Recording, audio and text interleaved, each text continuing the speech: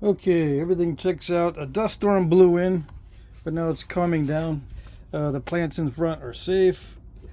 The only glitch was I left the driver's side window in my van wide open, and that was where the direction of the dust storm came in.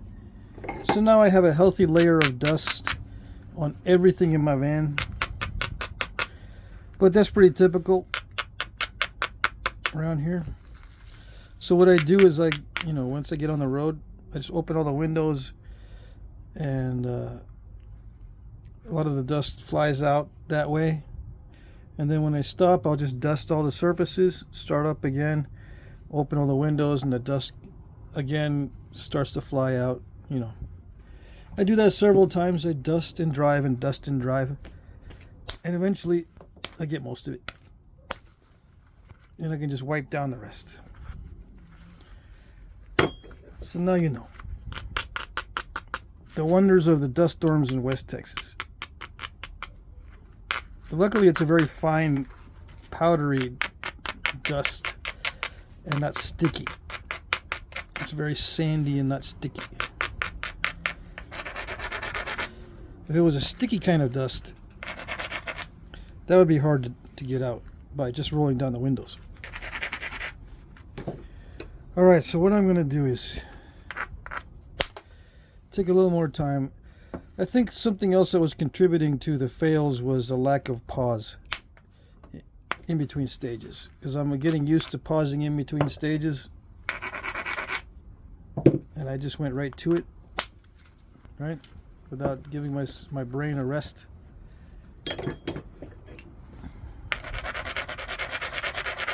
That was unfortunate because I really was hoping to get a nice point out of that big flake. That was a gift.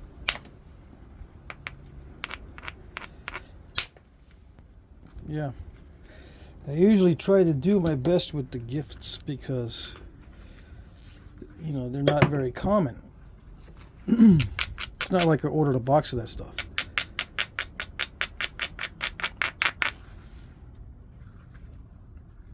Okay.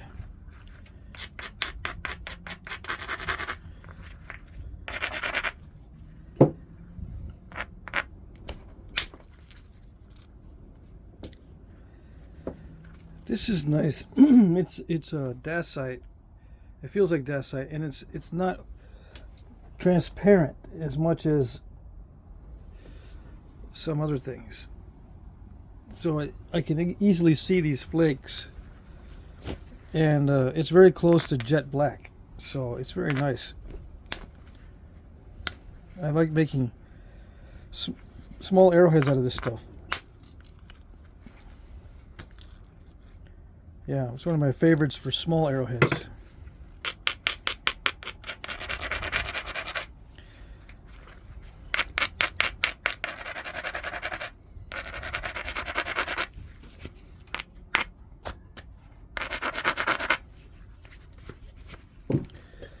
Okay. Yeah, see, I can make a nice small arrowhead out of that. The side notch type, California side notch, various types that are side notch from California.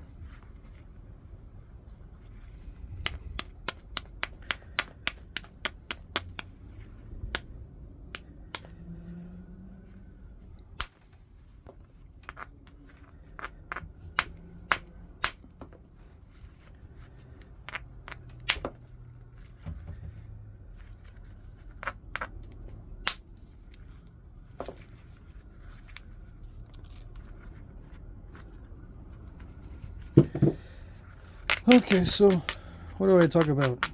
Oh yeah, I found out, or I figured out what was taking up all the system memory in my phone. Yep. Just before I switched back to video, I was messing with the memory on my phone, clearing out videos that I just recorded so I'd have more room for this video. And lo and behold, I pushed some buttons and I found the library for Google Photos. I click on library, and sure enough, there was a trash button up in the upper right corner. Well, kind of in the corner anyway. Push the trash button. There's all my old videos. They're sitting in the trash in my Google Photos, but Google Photos is storing them on my phone instead of storing them within Google Photos. The Google Photos recycle bin or trash bin is on my actual phone. Doesn't make any sense. But anyway, I emptied that and voila. No more problem with system files. I was up to 82% full on my system files. As soon as I deleted the Google Photos trash, it's down to 32%. From 80 something to 32%. So that's solved. And all I had to do was go into Google Photos trash. I didn't think of it because I didn't think that Google Photos would store the recycle bin on my phone. You know, why would I delete it if I wanted it on my phone? Yeah. So stupid. Google Photos is so stupid. I delete it from Google Photos I delete it because I don't want it on my phone. Yeah. It's already not on my phone. If I go to Google Photos, it's not on my phone, right? But if I delete it off of Google Photos, it goes back to my phone. Apparently. That's why I didn't check. Because why would it do that? But apparently that's what it does.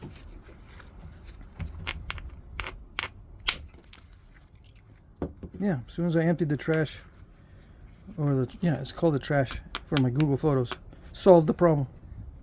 Yep, no more excessive system files.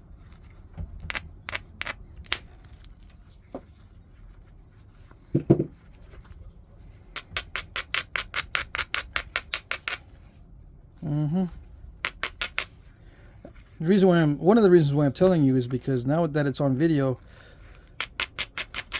hopefully there's no way for me to forget that. Because maybe in the future I'll say, what happened? My system files are really clogging up again. I can't remember what I did. One of you guys that have been watching my videos forever will go, I remember you had a video where you just deleted the Google Photos trash and it solved it. And I'll go, oh yeah, I'm so dumb. Thank you. Thank you for undumbifying me.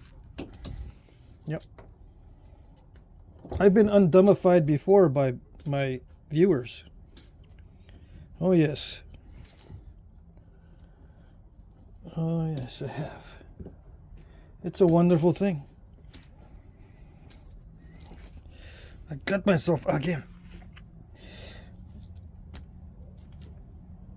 Where did it get me? I just want to make sure I don't have a little piece stuck in there. Do I have a piece stuck in there? Maybe that was it. I felt like I had a piece stuck in there. It does feel like I have a piece still stuck in there. But oh well. If it continues to bug me, I'll dig it out.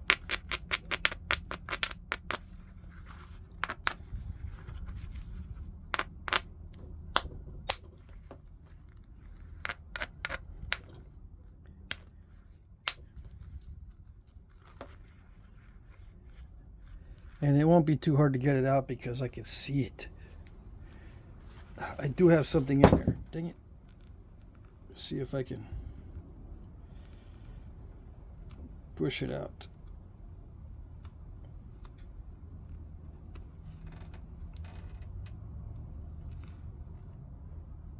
Okay. I squeezed it and nothing came out, but well, maybe it did and I didn't see it. All right. It feels better now. Yeah, it probably did come out because now it's such a little thing, but they are such a hassle to deal with. Those unexpected little things. Just a little pinprick. That's it. It just can bug you. Excuse me while I make sure I don't get little droplets of myself everywhere on my video equipment and my gloves. I mean, it'll get everywhere because I'm using my fingers a lot. It will not stop bleeding, and it'll get on everything. Okay, am I ready now? Did I take care of what I need to take care of? Did I band-aid my little finger? I think I band-aided my little finger.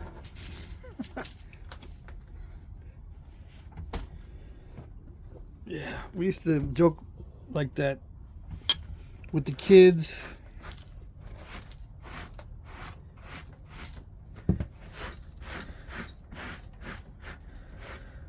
You learn after a while that they get these ouchies all the time, right? They call them ouchies. But then we had to start making fun of them. Everyone's getting too many ouchies and getting too bummed out about the ouchies. And we had to make up something funny. So most of the time, there were little things on their fingers. Thorns or paper cuts or something. And then we would go, "What tomato, you got a little cut on your finger?"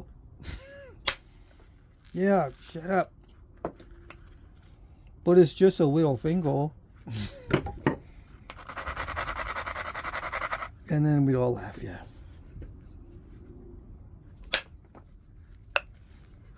I'm gonna take my finger and poke you in the eye.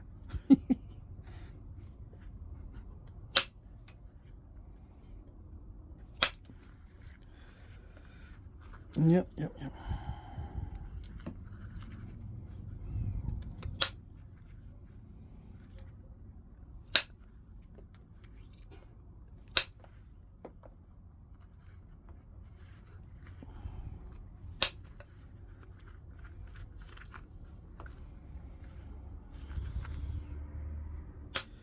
So, what do I talk about? If I don't talk about something, I'll get in the zone and I won't talk at all. Because I don't want to mess this one up.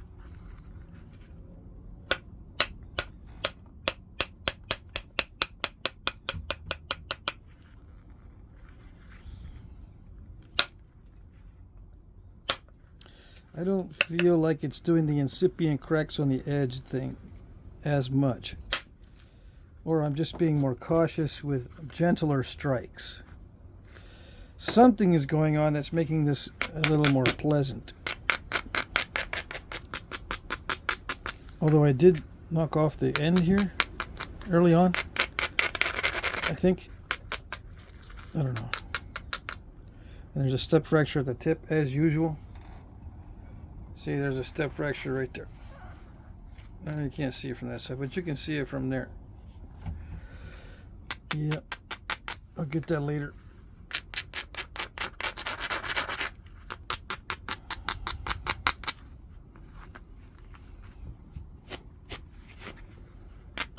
Yeah, it's already digging in. I got stuff earlier from scratches.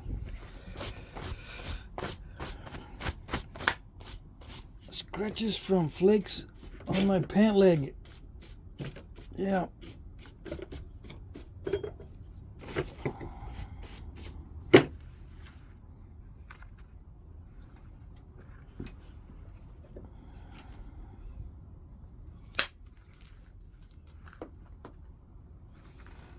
Nice.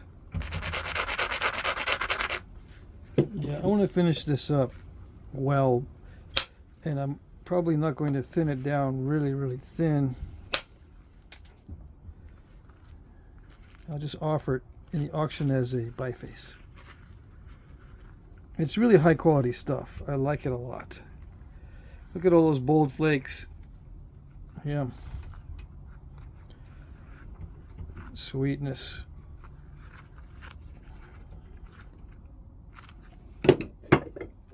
Alright, next stage is the thinning stage.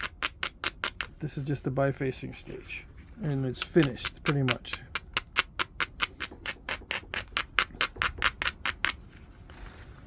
I'm going to regularize it a little bit with the abrading stone by knocking off delicate areas, moving the edges a little bit to be more consistent instead of all snaky and wonky, making them a little bit straighter, just because it shows the opportunities a little bit better. With a little more regularization, you can see your opportunities a little bit better.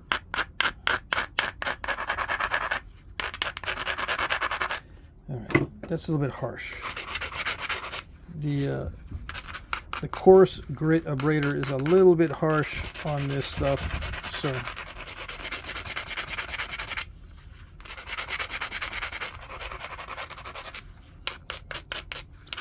and real artifacts are not abraded like this during this stage, usually. There are exceptions. I have seen some, but for the most part, this stage is not really abraded all that much. I could try making some without abrading, but it'd be called fails a lot. I'd have a lot more fails videos, I'm afraid. Yep.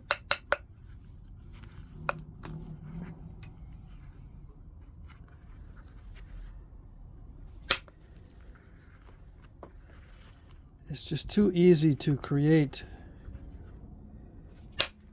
crushed edges if you don't grind them.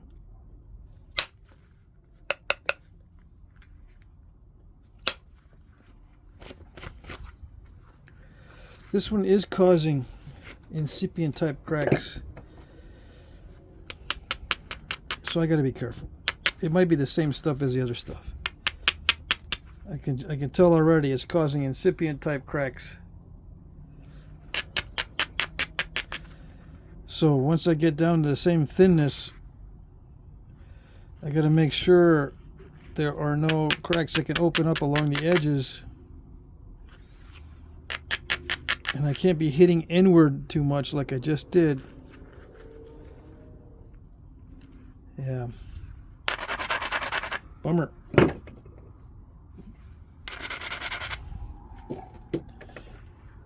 Alright, let's see. Isn't it the same with all Dacite? No, it's not really the same with all Dacite. This is just seeming to be a little more delicately crushy. I mean, incipient crushy. It really doesn't produce a white powdery area. It's just incipient cracks that are sneaky. With a white powdery area, at least you can see it. You can see the crushing. But with this stuff, it's kind of camouflaged. It's below the surface too. And a lot of this stuff just shatters everywhere. So you're dealing with the flakes and you don't really, you're distracted by dealing with all the shatter that comes up. Look at all of it. And then you forget that you're gonna, abrade back those little crackly edges because they can't open up.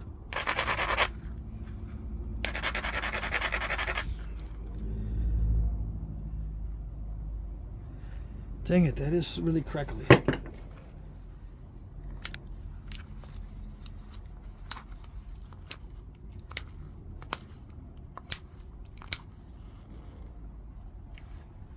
Let's see if I can do something about it with the pressure flaker.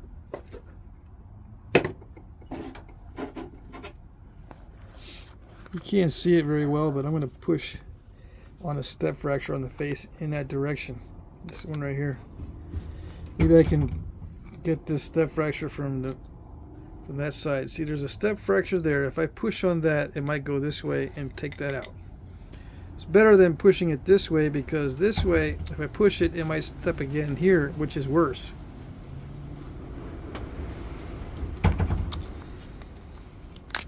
Ouch. It's just crushing. Yeah.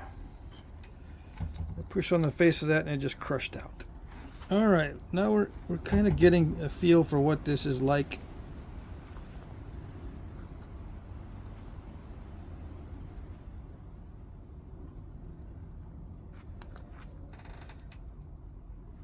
Yeah.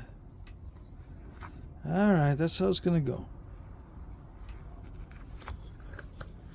I'll try pushing on this anyway. We do get some surface travel. This looks like it pressure flakes well. So that'll be a plus once we get to that stage. I can push off on step fractures and get some results.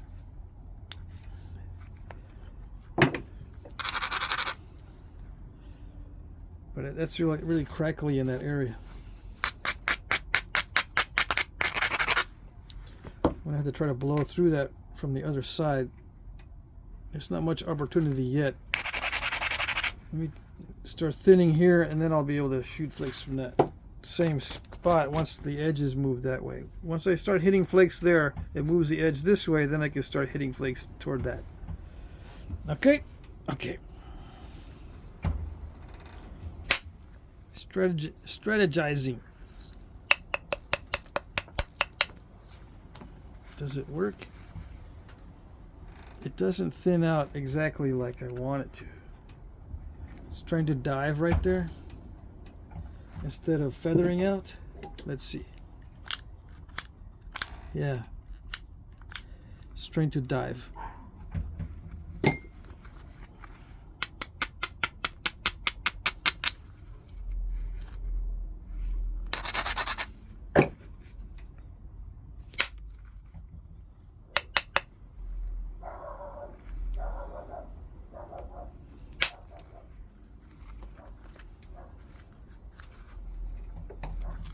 Feels really nice. It feels like it's flexible, but it's not flexible. It fools you. It's actually quite brittle, but it feels velvety and flexible, but it's actually quite brittle. Look at that. Yeah.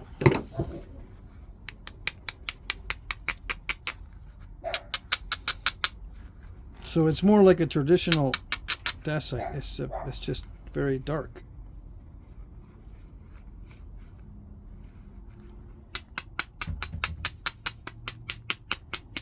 Because a traditional gray Dacite, a cheap gray Dacite, crushes like that and dives and does all kinds of stuff, but it doesn't feel velvety. It feels just regular smooth.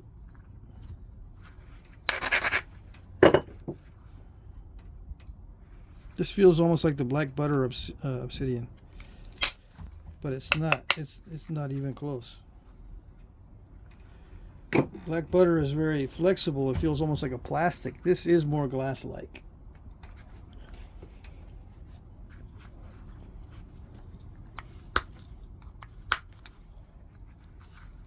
Yeah. Okay.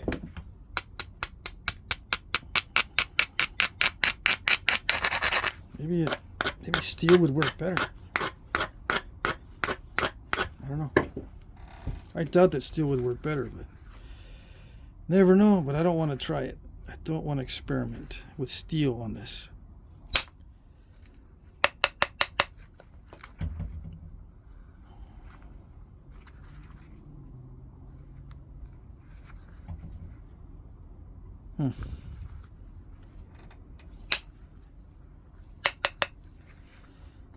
Maybe I'm trying too hard.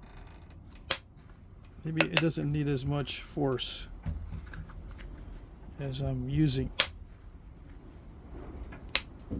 Yes? No?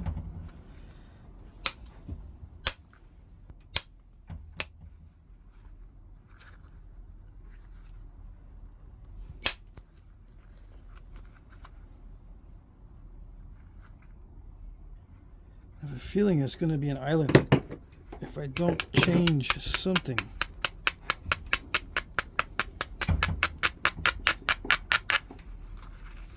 I gotta tweak something in the approach.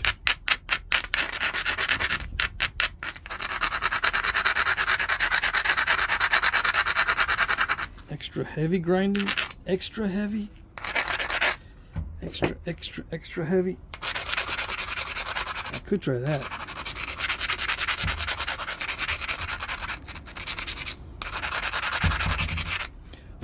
Yeah, extra heavy grinding.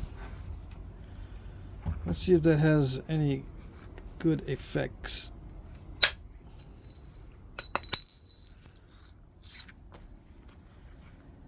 Not too bad, not too shabby.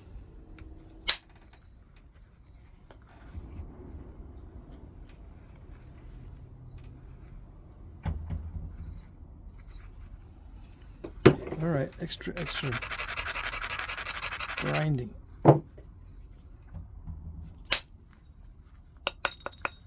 Still doesn't want to travel. That's unfortunate. What's going on?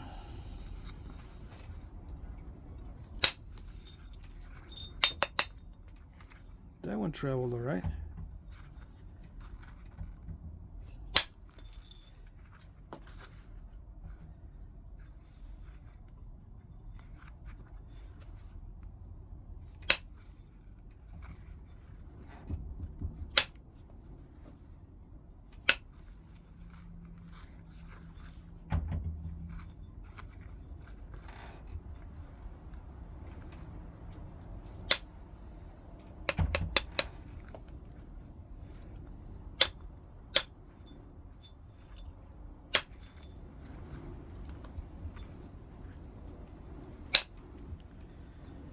Let's see, I forgot to mention, this is from, let's see.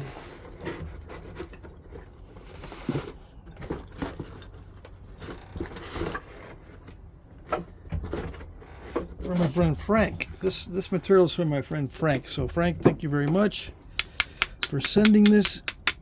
If you're watching, I'm having a little bit of difficulty because it is very crackly, although it doesn't feel like it would be. It feels like it would be highly flexible because I'm going off of what other obsidians feel like. The properties on this one seem to be very crackly,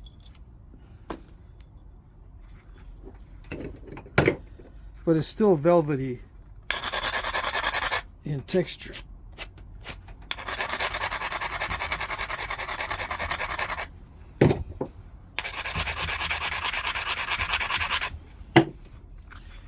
And you guys thought Obsidian was very consistent, huh?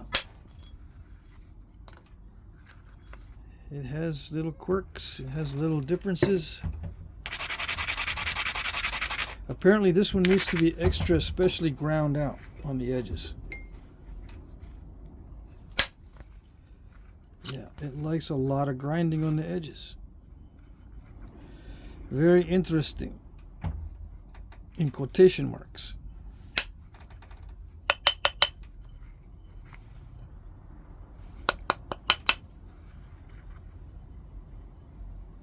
And it doesn't like the center very much. It either wants to dive or create islands. And I'm saying that with confidence because I'm napping it like I normally would. I'm tweaking it a little bit, but the only thing I'm doing significantly differently is the grinding. Everything else is pretty much the same. So it is the material that is a little bit fussy. If I nap a bunch of it, I'll get used to it, and those fussy things about the material go away, and I won't even notice them.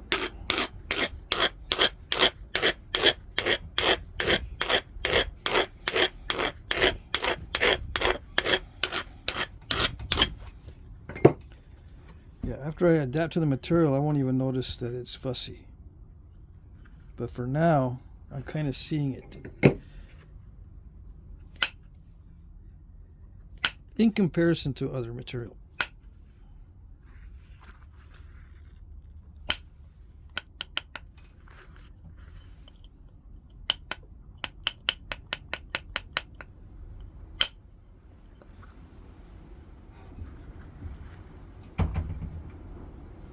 I probably should be doing this with a pressure flaker.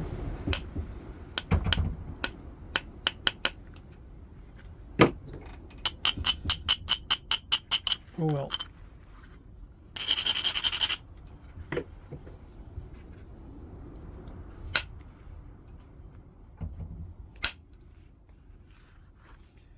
I need big bold flakes on the tip. Why? Because there's a big bold step fracture.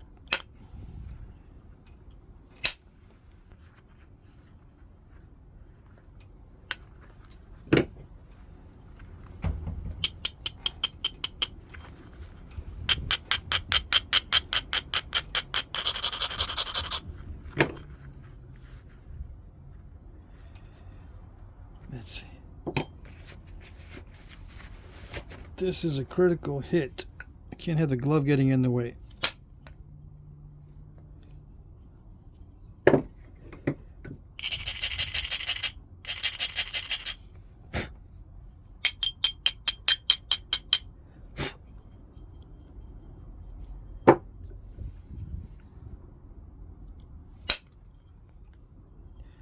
I think it did it. Yeah. All right then. Very good. So extra grinding. It doesn't like big flakes because the big flakes tend to dive.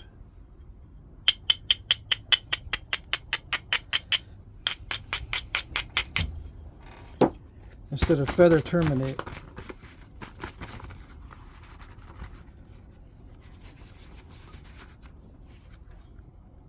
Okay.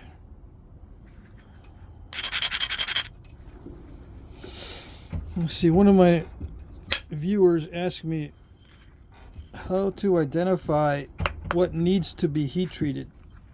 Is there a procedure?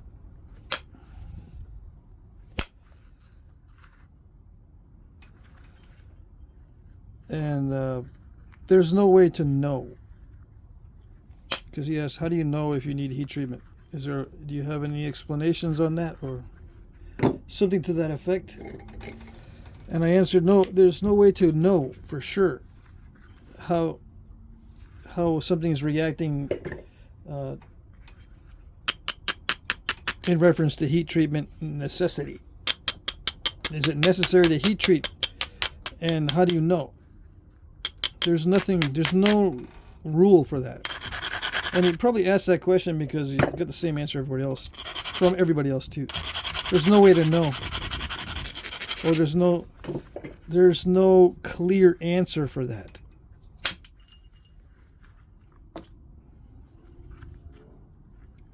You just got to try the heat treatment. If you don't like the way it's napping, if you're having a hard time and you're not new, try heat treating it. All you can do is try it. And sometimes it makes it worse. Which reminds me, I got to look at the heat treat I got in the oven right now. After this video. How does it make it worse? Sometimes the heat treatment makes it way too brittle for you. You're not used to working with something that brittle, so you mess it up. It's all about you as far as your skill when deciding to heat treat something or not. It's all about your skill, because some guys will heat treat something and another guy has the exact same material and he won't heat treat it. Different styles of napping or different preferences while napping. Yeah. I'm reaching the end of approaching my ability, approaching the edge of my ability when I get those bites. Okay.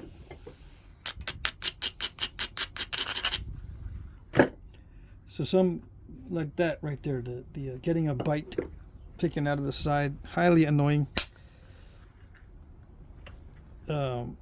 Those can get pretty bad with heat treatment. You know, you may end up taking big bites out of it because it's heat treated. You get all frustrated, but you don't get those big bites that often with raw stuff or whatever you're using. And you can also lightly heat treat it, or you can heavily heat treat it. So it's a complex question, a complex answer to a very simple question.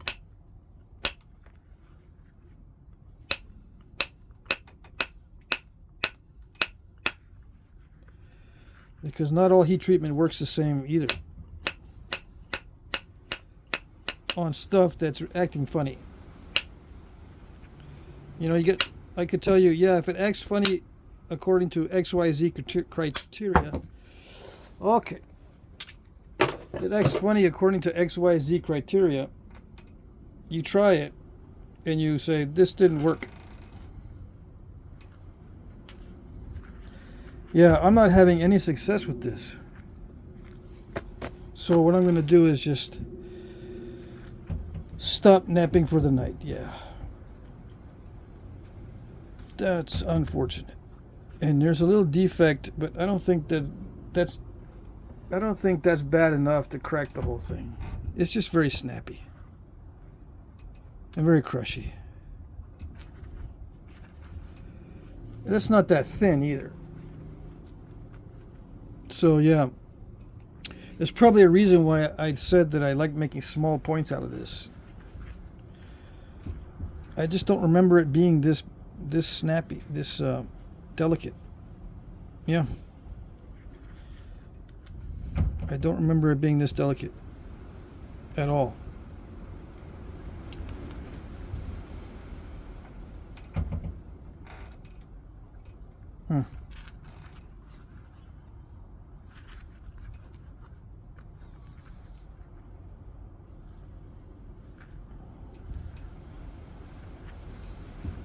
I was not applying excessive force either.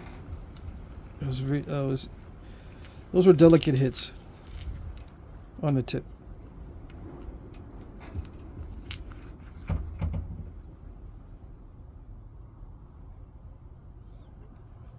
You know, and it's the center. See how the crack initiated from the center of this bulb.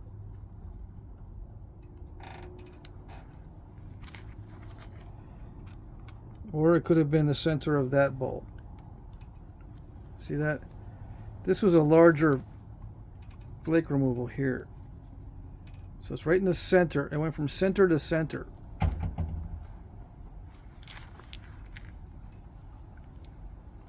So there could have been incipient crack there, incipient crack there that just joined up with the slightest hits on the tip. Which means in the future I got to make this extremely thick in the middle. Yeah. Alright, so 38 minutes. That's good enough. I'm going to call it quits for videoing. I got a lot to do off camera. It's very late, but I still have like 3 hours of napping I got to do. Just to get stuff completed for the week. Not only the auction, but some other stuff. Yeah. So yeah, I'll nap this stuff into smaller points. I'll try doing a smaller point thing with this. Sorry about that, Frank.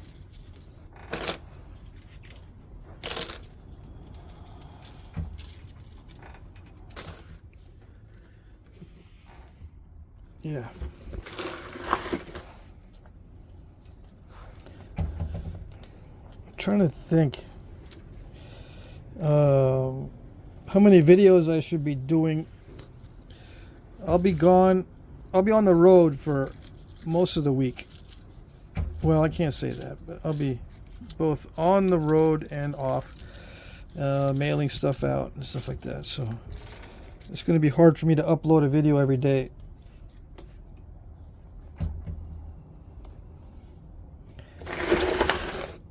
But yeah, I'm going to call it quits for videoing. Alright, so let's see. I do need a thumbnail.